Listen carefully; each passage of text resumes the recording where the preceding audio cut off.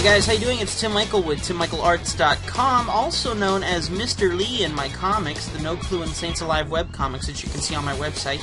I am going to be showing you a little bit of the concepts and such like that of my character, Mr. Lee, and how I came up with him. I had a request that was sent to me through YouTube comment, and it was asking how do I come up with the concepts for my characters in my webcomics. It sounds like someone's trying to start up another webcomic on their own, so let's give you a little bit of an idea and see where I found my inspiration from for Mr. Lee, and be able to hopefully give you some insight in comic type stuff. I know I've already done some previous tutorials, so if you have any more questions about this, you can check through my my channel, and you can find a bunch more on that. Also, if you go onto my website, TimMichaelArts.com, there is a tutorial on my website, and it's called How to Draw Sunday Morning Comic Style, and that one would be really good for this same purpose as well. So let me go ahead and switch over from Mr. Lee here just to a blank sheet, and give you guys just a quick rundown. What inspired me on Mr. Lee? Okay, well, when I first started working on this webcomic, this design, and such like that, and I admit I haven't been doing it as much lately. I want to, but I've been really busy. When I first started on Mr. Lee was a very muscular, overly muscular guy, and I drew him with the Disney princess eyes, and I put a lot of detail into this character. And this character is designed after me, so I try and draw him to look a bit like me. Obviously, I want him to look more cool. Excuse me, hiccups. I want to get the design of who I am in him, and really get that feel, get that personality, that look of who Mr. Lee is, and his certainty of himself, his pride, all that stuff that either makes Mr. Lee a good guy or makes him really stupid, which I admit I claim both in my life. As I continued working on this character, I was realizing I was coming up with a problem, and my problem is that this right here was so complicated to draw every time in every frame, and then to ink it out. It was too complicated, so every time I tried drawing him over, say from a different angle, even when I followed my own roadmaps for the face, the signs, the designs that I've created, saying, okay, how do we properly design Mr. Lee again on the next frame, I found that I had a hard time designing him because it was just too intensive, and I hadn't done enough anatomy study to be able to say, okay, I know how to draw him the same way every time. So when it came down to my webcomics, I realized that in my webcomics, it's not about drawing the best I can possibly draw. It really isn't. What it really is it's drawing what you are comfortable with drawing, and that you can repeat over and over. That way your character doesn't look different every time you draw him, because then that really confuses the reader. And also, sometimes speed is important. You have to get one of these pieces out once a week, and so sometimes you have to smidge on quality so that you really can do quantity. Now here's where you fix it. There are two important aspects of writing a webcomic, or any comic for that matter.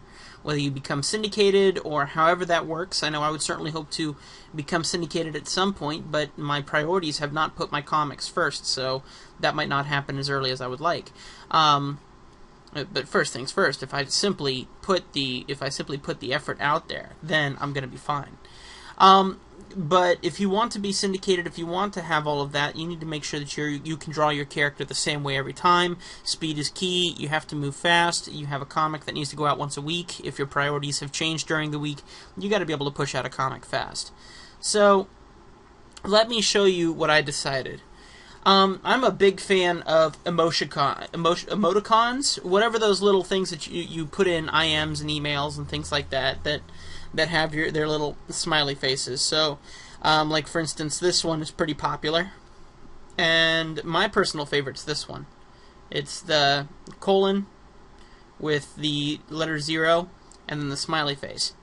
And I saw this and I just really liked the design of that period. And so let me show you how I got inspired from that point. So as I'm looking at this face, and it actually looks better when you do it on the computer itself, I like the big nose. And I'm going, okay, how do I draw the same character the same way every time? Now, if you look through my comics, you'll see that he changes up every week. To be honest, I never really came up with a final design concept for Mr. Lee. You'll see that his nose gets bigger, it gets smaller. I think now, actually, I'm actually starting to lock down a real design for him, and that design is very simple. And that's what I like about this. This is what's so important to me. It has to be simple. I have to be able to do it quick. And that's why I choose to do dots for the eyes instead of high definition eyeballs and such. You don't have to worry about how big the eyes are or how far apart they're spaced. So my character now consists of the nose right below the cross line and the eyes right above, just like this. And then if I really want to, if I really want to make him look at a certain direction, I simply adjust one eyeball. And you can see it kind of have the same. It has the same look as the emoticon, whatever the proper term is for those. I'm wanting to capture that same feeling. And then I have a goatee, or I wish I had a goatee sometimes, depending on my work schedule. I'm not allowed to have goatees where I work, so I work hard to grow out my goatee during the week. But as I draw him, I want to make sure that goatee stands out, and I think that helps add a chin to this character. And so basically, all I'm doing is I'm adding another circle on the bottom of this circle, and that's where the smile's going to go, and where the chin lines are going to be, and things like that, and the nose is going to go above that, and the eyes, and all that stuff. But my goal was to keep it as simple as possible, and then I usually give some definition to the side of the face, kind of like this. Like I said, the two aspects that you have to have are you need to be able to draw fast, and then the second one that I don't know if I mentioned yet is you have to be a good writer. You have to be a really good writer to come up with comics that come across as funny or as humorous to someone else. And if you are if you look at some of the comics that are out there today, they're nothing more than the same image drawn once and used over 1,000 times. So this face here, I could store in a library, and then when I want to use this design, I can pull it in and use it for the comic. Now, is that unique? No, not really, because I'm kind of pulling from a library, which I personally don't do. But if your writing is good, it's not very noticeable. If your writing is excellent, if the story, the plot, I do 3-frame comics. So if that 3-frame comic is funny, people like the art, but they like the storyline. That's why they read the comic, and then they like the art for the bonus of seeing it played out. And so art is important in the comic industry, obviously. Design is very key. But the writing is just as important. It loses no value in between the two. That's basically my design for Mr. Lee right here. And so basically, because Mr. Lee has the big nose and things like that, I've tried to keep that round nose throughout all my characters because I want everything to be cohesive. I want all of my characters to have that same design as I work on them.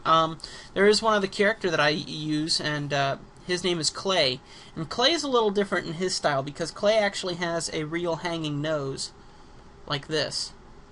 You may have seen him in one or two of the comics. He's a newer character, and since I haven't really had a chance to draw much newer stuff, he kind of hides away for right now until I can pull him out a little bit more. But Clay has his own real nose that's not so much... actually, I think he has smaller eyebrows. It's not so much...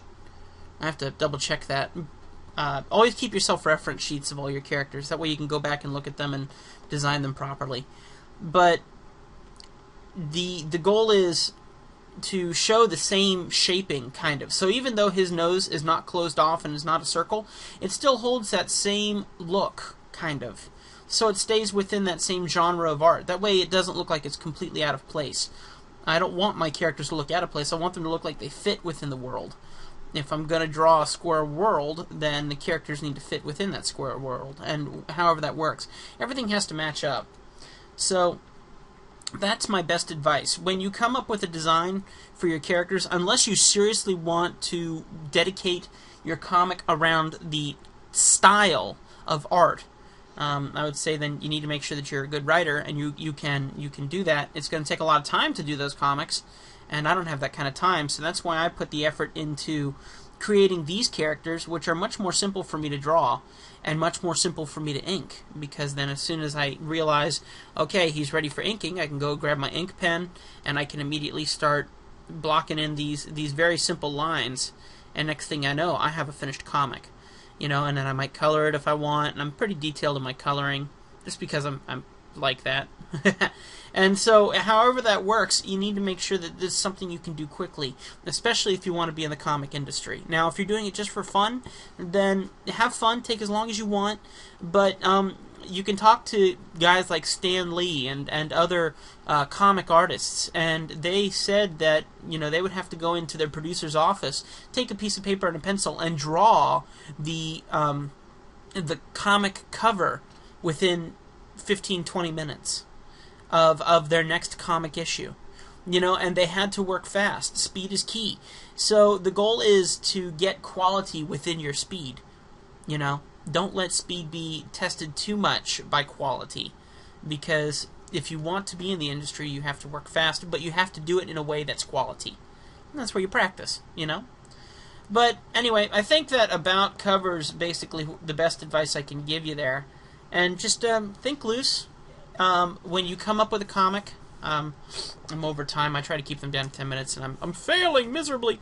When you come up with a comic concept, I would suggest drawing it out, and doing your chicken scratch of it. So, alright, he's going to be standing here, and he's going to be surprised.